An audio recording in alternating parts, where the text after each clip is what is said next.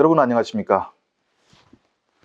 오늘 시간에는 김정은 체제의 가장 악명 높은 저승사자였던 김원홍 전 국가보위상이 올해 처형됐다는 충격적인 소식을 단독으로 전해드립니다.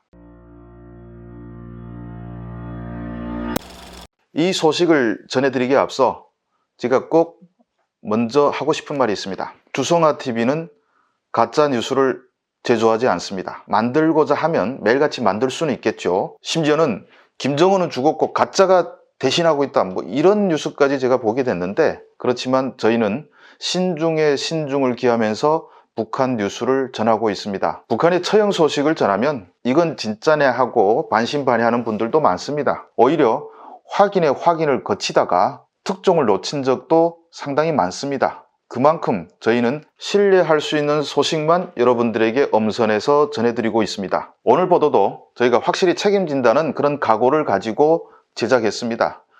자, 본론에 들어가겠습니다. 김원홍 처형 사실에 대해서 그가 왜 처형됐고 어떤 사람이었는지 이런 것들을 전해드리도록 하겠습니다. 김원홍은 김정은 체제가 본격적으로 시작됐던 2012년 4월에 당시 국가보위부장으로 임명됐다가 2017년 1월에 전격적으로 해임된 사람입니다. 그가 처형된 시점은 조용히 죽었기 때문에 5월 말 내지 6월 초로 알려졌습니다만 정확한 날짜를 제가 확인하지 못했습니다. 김정일은 보위부장을 임명하지 않고 자기가 보위부장을 겸하고 보위부 일부 부장을 내셔서 보위부를 통솔하게 했습니다. 김정은은 또 이례적으로 보위부장에 김원홍을 임명했던 것입니다. 김원홍은 김정은의 신임을 얻고 장성택을 비롯한 수많은 고위 간부들을 숙청했습니다. 사실 북한의 고위 간부치고 비리 없는 사람이 어디 있습니까? 털어서 먼지가 안 나올 수가 없습니다.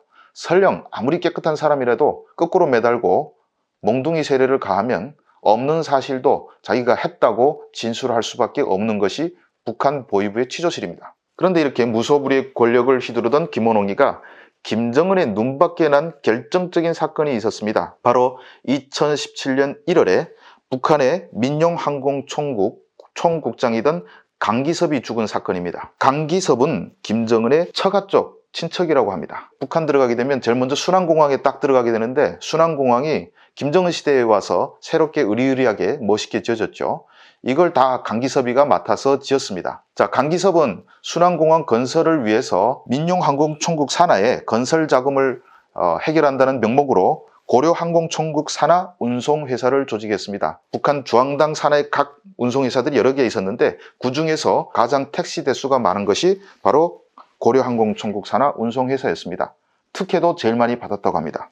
여기서 벌어들인 돈을 가지고 강기섭은 김정은의 새 전용기도 사왔습니다. 이렇게 김정은의 신임을 듬뿍 받고 있던 강기섭인데 택시회사를 운영하면서 엄청난 돈을 벌어들이고 있는 눈치가 나니까 김원홍이가 김정은한테 제안합니다. 강기섭이 숱한 비리에 연루됐다는 제보가 있으니까 조사를 해봐야 된다, 이렇게 얘기했습니다. 그래서 강기섭이가 국가보위부 취조실에 가서 고문을 받기 시작한 거죠. 얼마나 모진 고문을 해댔든지 그가 취조실에서 쓰러져서 병원으로 급히 후송했지만은 병원에서 숨을 거뒀습니다. 입도 떼지 않고 죽어버렸으니까 결국 김원홍이가 죄 없는 사람을 갖다가 고문해서 죽인 꼴이 됐습니다. 국가보위성에 검열단이 들어가가지고 조직부 산하 고위 간부 3명이 바로 처형됐습니다. 김원홍은 몇 달 동안의 조사를 받은 뒤에 북한군 총정치국 산하 보위사령부 담당 가장이라는 한직에 밀려나가지고 죽기 전까지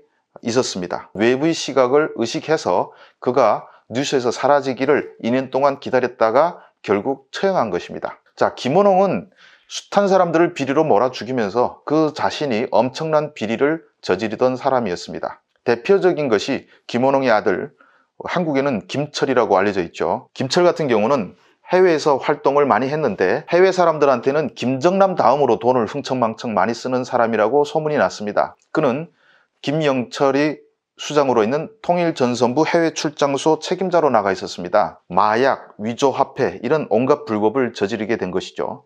그래서 현지 경찰에 여러 차례 체포되기도 했습니다. 그런데 그때마다 김원홍이가 국가보위성 해외 파견 요원들을 총동원해서 어떻게 하든 아들을 구출하게 했습니다. 뇌물로 매수하던가 인질극을 벌려서 막교환 형식으로라도 빼냈다고 합니다. 그래서 나중에는 현지 경찰 당국도 저놈은 잡아여봤자 또 나오는 놈이다 이래가지고 아예 체포도 하지 않는 그런 정도였다고 합니다. 북한의 대다수 고위급 간부들이 자식들이 그렇듯이 김철 역시도 상당히 중독된 마약 중독자이기도 했습니다. 아버지라는 빽이 처형됐으니 마약 중독자 아들이 결말이야 뻔하지 않겠습니까?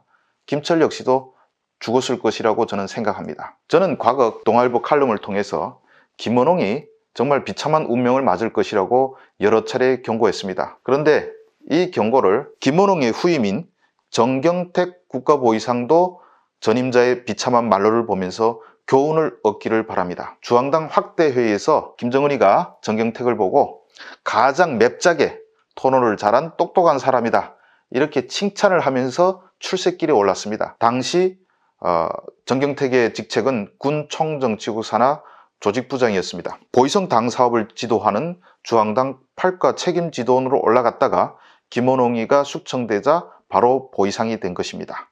한국 사회에서는 정경택이 김일성 시대에 부총리를 지냈던 정준택의 아들이라고 알려져 있지만 사실이 아닙니다. 저는 정경택 보위상은 전임자들이 다 그랬듯이 나만은 예외일 것이다, 나는 살려둘 것이다 이렇게 생각했던 오판을 되풀이하지 않고 교훈으로 삼기를 바랍니다. 북한 독재 체제에서 예외란 없습니다. 이상 김원홍 처형 관련 보도를 마치도록 하겠습니다.